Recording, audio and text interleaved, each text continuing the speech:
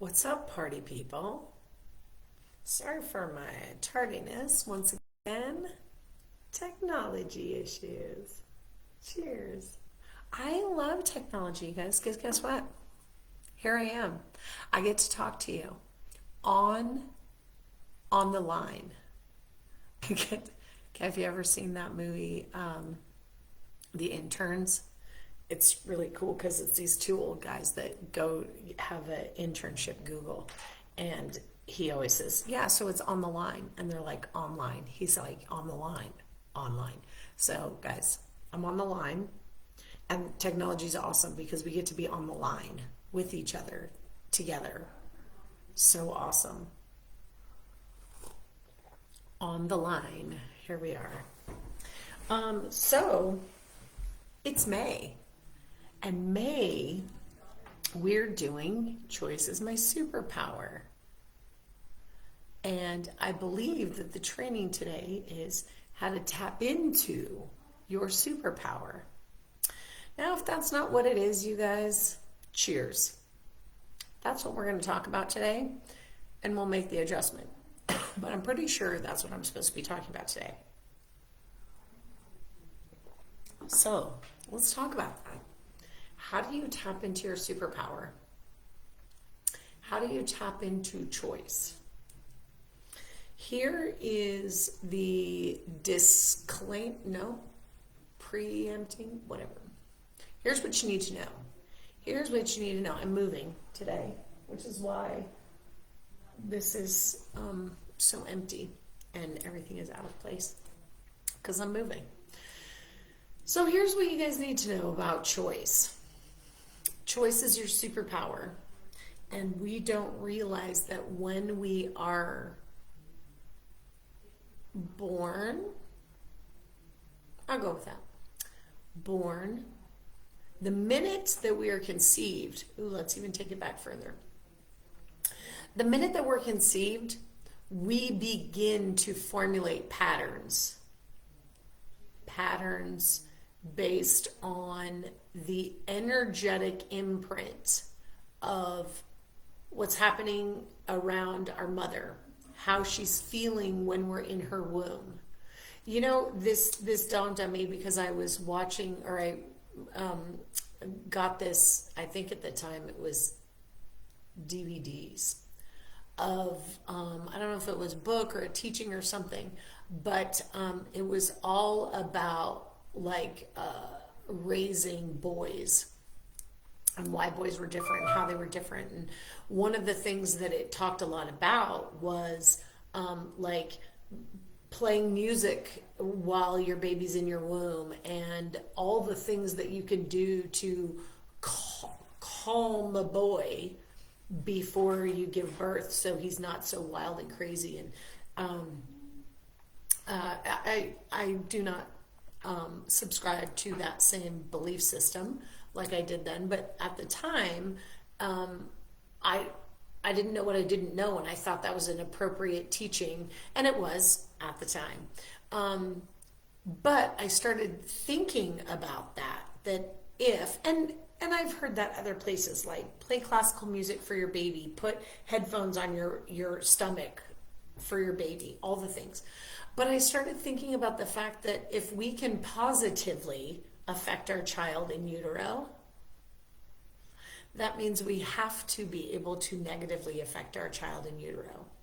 Which means when a mother is stressed out, when it's an unplanned pregnancy, when there's trauma and drama in the marriage, maybe she's afraid of, what's this baby going to be born into? Because now, does that mean we should freak out and be afraid of all our fearful thoughts and how we screwed up our kids? No, because guess what? Everything is filtered through the hands of a loving dad. Everything is in perfect order. Everything is used to manifest something beautiful and amazing and good. So don't get caught up in the fear of your fear, right? Just recognize this is how it works. And when we don't know, we don't know. But when we know, then we can make different choices. Yes.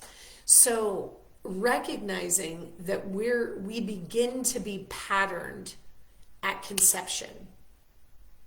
And then we're born, and now it's very much what ethnic, I don't know why that word is so hard for me. What ethnicity are you? What religion are you raised in? What part of the country are you raised in? What country are you raised in? What is the circumstantial situation in your home? Are your parents married? Are they separated? Do they fight? Do they get along? Do they like each other? Who do they live with? What birth order are you? There's a bazillion, gajillion, bazillion things that condition us. Okay? So our subconscious can receive 2 million bits of information per second. 2 million bits of information per second. Now that's our subconscious ability to receive. Our cognitive takes in like 7 bits of information per second, right? So I'm looking at you, but my subconscious, right, can perceive all that's around behind. Even if I'm looking at the screen and I'm looking at you, my subconscious can perceive all of this, right? I'm hearing myself talk, but there's another conversation going on outside the door, right? I can perceive that. We perceive people's emotions, how people feel. If somebody walks in the door, my subconscious senses that person. Yes? 2 million bits of information per second in my subconscious mind. This is my patterning, right? So then I grow up and I'm 2. And now I recognize that I'm not my parents. I'm not my mom. I start wanting to have some autonomy, and I say, me, mine, I do it. Now, there is a part of me that is functioning from choice, my superconscious, and there's a part of me that now will be conditioned based on how people respond to me. So if I have a mom that lets me throw a fit on the ground, or a mom that snatches me up and puts me in timeout, or a mom that lectures me, I begin to be conditioned by that interaction. Yes? So, 0 to 2, I don't know that there's anything different between me and my specifically mother, but also my caregiver. I only see myself through them. 2 to 5, I only see myself through all the things that are surrounding. I don't have cognitive faculty to process. I just think everything that's happening is me. But it's not just my parents anymore. It's everything. Okay?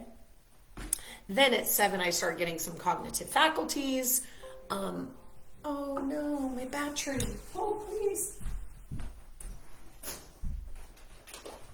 So all along, all throughout this time, I'm being programmed for how to interact in life. Yes? So if I have a very angry mother who maybe snatches me up and throws me in timeout, I maybe get a fear of isolation or rejection. If I have an angry parent that snatches me up and then lectures me, I might have fear of criticism. If I have a mom that just is detached and lets me just throw a fit, then I might have some separation or rejection stuff. But here's the thing. If I have a mom that's like, yeah, sweet, like get that out of your body. You gotta feel that. That's awesome. Now, I'm having the same physical experience, but I'm having a very different subconscious experience. Yes, and all of this is programming. So then I grow up and I'm 12 and I start really tapping into that 7 to 14 is where I start playing with my cognitive, and right, 12 is where I really start to go, okay, I think I might really be my own person, right? Starting to pop into those teenage years, early on in the teenage years, right? And now I think I'm making decisions for myself when subconsciously I'm still making decisions based on the patterning of my fears. So now I call somebody to go, hey, you want to go play pickleball? We were just talking about that earlier. You want to go play pickleball? I don't know if 12-year-old kids play pickleball. I think it's an old lady sport. And if you ever watch this and it's 10 years from now and you're like, old lady sport? They're teaching kids it too. I don't know. Anyway, everything is relative. Okay, so I call somebody and I'm like, hey, want to play pickleball? And then somebody somehow didn't get the message. And so they didn't know to call me back and say, yes, I want to play pickleball. And because of my subconscious training, maybe I had one of those moms that was super distant. And now I feel that rejection, that separation. And now I go, I'm not calling them back. I'm not going to call them and ask them again. And I think I've made a decision. I think I've made a choice. No, I haven't. I have responded in that old pattern. Yes? Cool. Isn't this cool? This is so fascinating to me. Okay. So now I think I'm making choices and I'm deciding for myself. But I'm making those choices based in fear because they're illusionary choices. They're not actually like choices where I freely choose. I might cognitively choose, but I don't freely choose. And now, guys, I'm using some words that don't really mean what I think they mean or what we think they mean from the perspective of what's a free choice and a cognitive choice. And a cognitive choice is based on my patterns. That is the illusion of choice. That free choice is, okay, I called them 14 times, but I really want to play pickleball with them. I'm going to call them again. Now I'm foregoing that past pattern of the fear of rejection, the fear of abandonment, right? Because there's something inside me that says, call them again. Call them again. And so then I call them again and they answer, right? And they're like, oh my gosh, my mom was in the hospital. She had my phone. She's been there for like 14 days. And so I'm so glad you called me back because I just saw that you called me 13 other times. And I'm so grateful that you didn't give up because I totally want to play pickleball with you. And because you actually made the choice from inside of you, that place that is our superconscious, and not based on those patterns, right? But what does that look like? Well, why is this choice a superpower and this choice actually reprogramming the programs? It's the loop of the programs, right? Because maybe my initial phone call was, hey, you want to play pickleball? And then I get no response. And maybe I go, well, forget that person. And I recognize, oh, that doesn't really feel good. I really like this person. And I really want to play pickleball with this person. Gosh, I think that's an old pattern. My fear of rejection, my fear of... Now, all of this takes a lot of introspection. If you're in this group, you're practiced at introspection. Okay?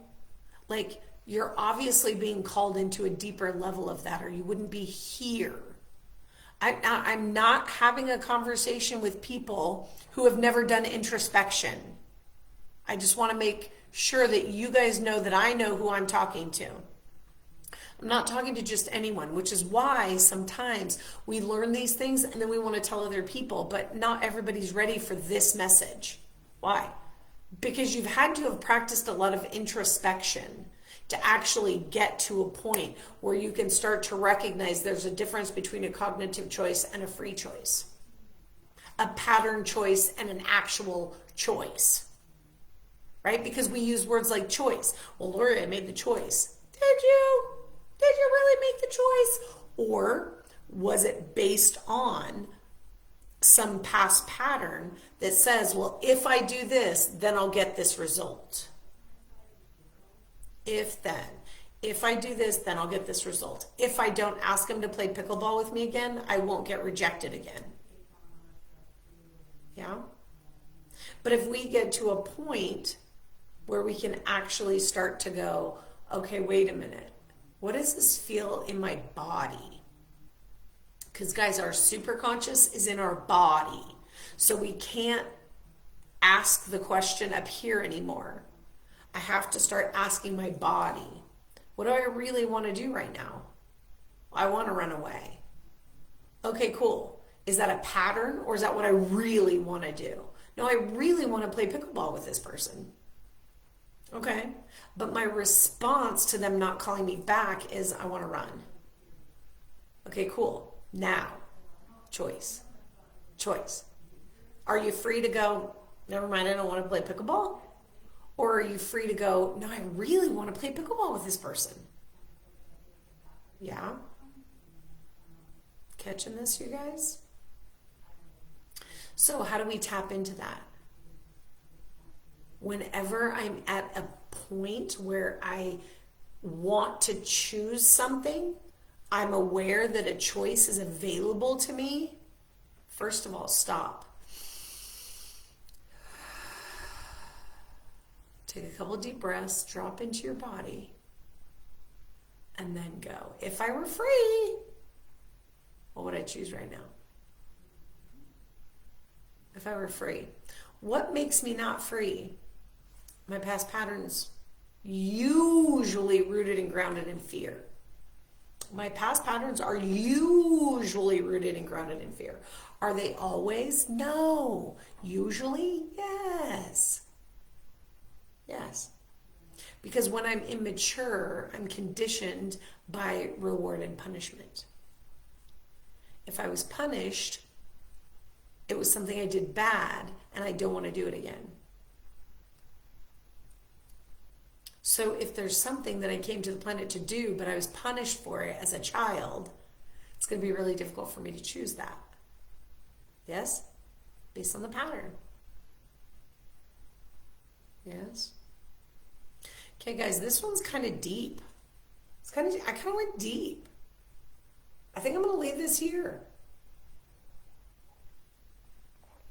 Choice is my superpower. But if we don't even really understand choice, we can't tap into the superpowerness of it. So I want you guys just to process this. I want you to, if you would like a challenge, your mission, if you decide to accept it. Be aware throughout the rest of today, at whatever point you watch this video, be aware of every time you choose something. Or maybe if you're like, I got to the end of my day and I wasn't aware, look back. How many things did you choose? And then drop into your body and ask, was I free to choose that? Or did I feel like I needed to, I had to? Here's the other thing. Sometimes we go, oh, I totally chose that. Okay, but did you choose it so somebody would like you? Did you choose it so somebody wouldn't be mad at you? None of that's free choice, guys. None of that's free choice. That's all patterned response. Yes? So make a list. Take a little, make a list of all the places that you thought you chose that you didn't actually choose. That you were doing it based on punishment and reward. Because that's not real choice, that's conditioning. Ooh, that's a good way to separate it. That's not choice, that's conditioning. Yeah? Cool, so if you'd like to write that down and share it in the comments, we'd love it. If you have questions on this, ask away. If you had some ahas, share away. We are here to serve, to uplift, to support wherever you're at. Please let us know. How can we serve, uplift, encourage, support? What can we be for you today? All right, guys. I adore you. I love you. And you guys have a fantastical day.